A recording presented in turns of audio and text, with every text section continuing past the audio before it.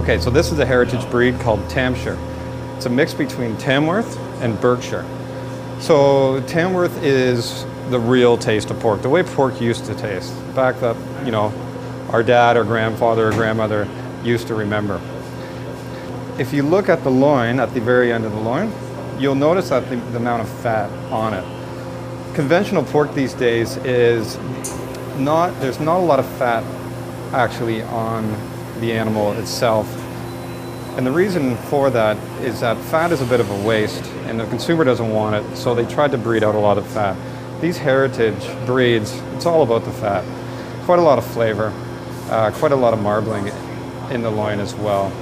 This Tamshire loin comes from Perth Pork Products, just outside of Stratford up in Perth County. The farmer markets his products directly to butcher shops and restaurants, which is unusual these days. The Tamshire breed in itself is exclusive to Olive. So George is going to take this Tamshire loin apart, and what he's starting to do is mark where he's going to cut it. He's taking off the mid loin, which is on the right, and the rib loin is on the left.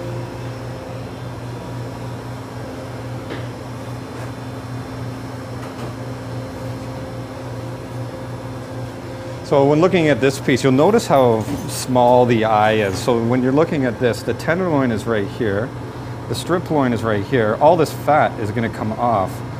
But this is also known in the beef world as the T-bone. So the bone comes along here, this is the T right here, the bone comes along, the strip loin, the tenderloin, and that's also your mid-loin pork chops. You'll notice the tenderloin here, the strip loin, and the T comes along here. So you can consider this mid-loin chop the T-bone of pork.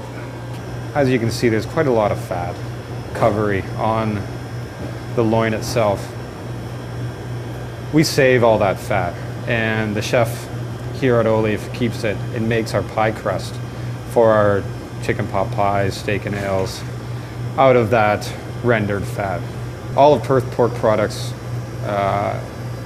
animals, they're raised naturally, meaning that there's no use steroids, hormones, or antibiotics during the lifetime of the animal.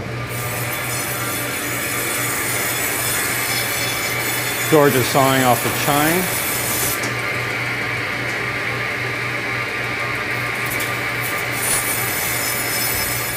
George is in the process of creating some pork chops in singles, and the bigger piece is going to be a roast rack of pork, which is going to be Frenched, which is going to be beautiful.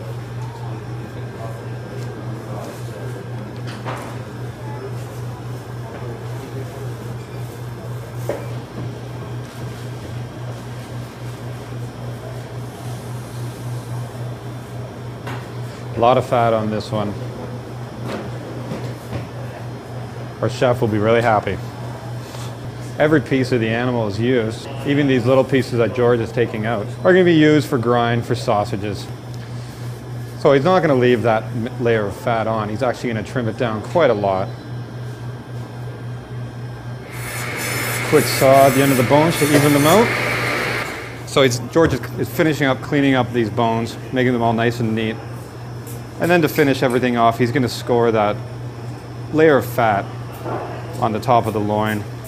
That's going to render down really nice in a hot oven. George is scoring the fat. Next process that he's going to do is tie the roast with his butcher twine, which keeps it nice and tight during cooking.